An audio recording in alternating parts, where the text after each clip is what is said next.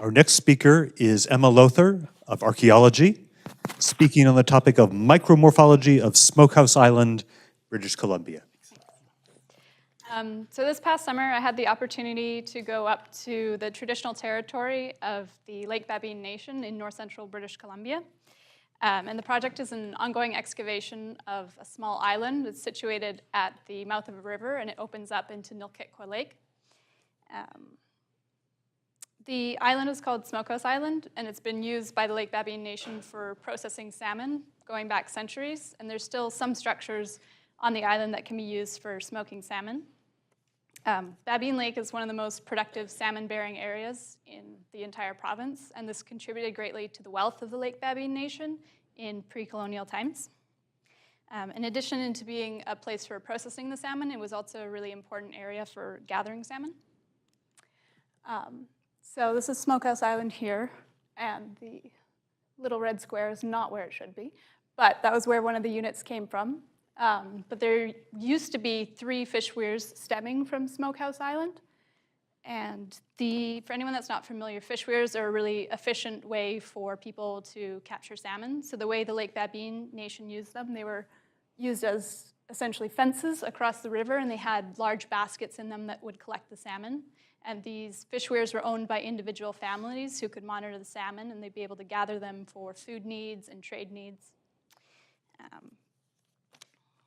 And despite being a really efficient way for capturing salmon, the Lake Babine Nation was able to manage the salmon population, so they remained healthy over thousands of years. And unfortunately, in 1904, due to intense competition from downriver commercial fisheries, the Department of Fisheries came in and tore down the Lake Babine Nation's fish weirs. So there's a persistent false notion that First Nations people sort of lived at the mercy of their environment rather than being active creators who physically shaped their environment. So the fish weirs are a really amazing and cool feat of engineering, but even more cool, I think, is the fact that the top of this island shows indications of being a man-made structure. And that's what my project is hoping to address. And this here in the picture is a fish weir that's actually remained in place. It's in its original position. So in the previous slide where that little red box is, it was supposed to be a little farther down. But this is pretty inland on the island. And the project was initiated by the Lake Babine First Nation, and it was funded by them in part as well, and also with the help of Dr. Farid Ramtula from the University of Northern British Columbia. And the tool that I'm using for my project is, microstratigraphy, or also known as micromorphology.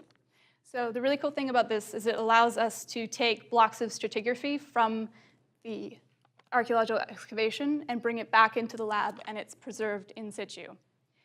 So I can see the changes through time, and I get to see exactly how the archaeological data was laid down.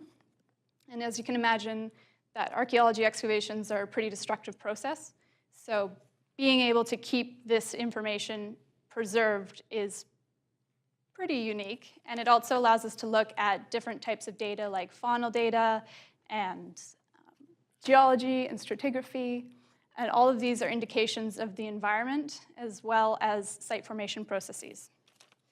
And I've just begun analyzing the sin sections, but some sort of preliminary results I found is that through time there's an increase in large angular blocks up near the top of the surface, and there's quite a thick intermixed layer of material near the top of the island.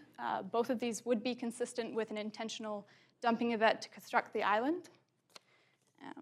And there's also plenty of stone flakes, charcoal, and firecracked rock throughout the profile that are all indicative of occupation in the island. In the weeks to come, the few weeks left of the semester, I hope to continue analyzing these and determine if the island was built up gradually over time as sort of an incident of just people being there, or if it was one or more intentional dumping events to build up the island.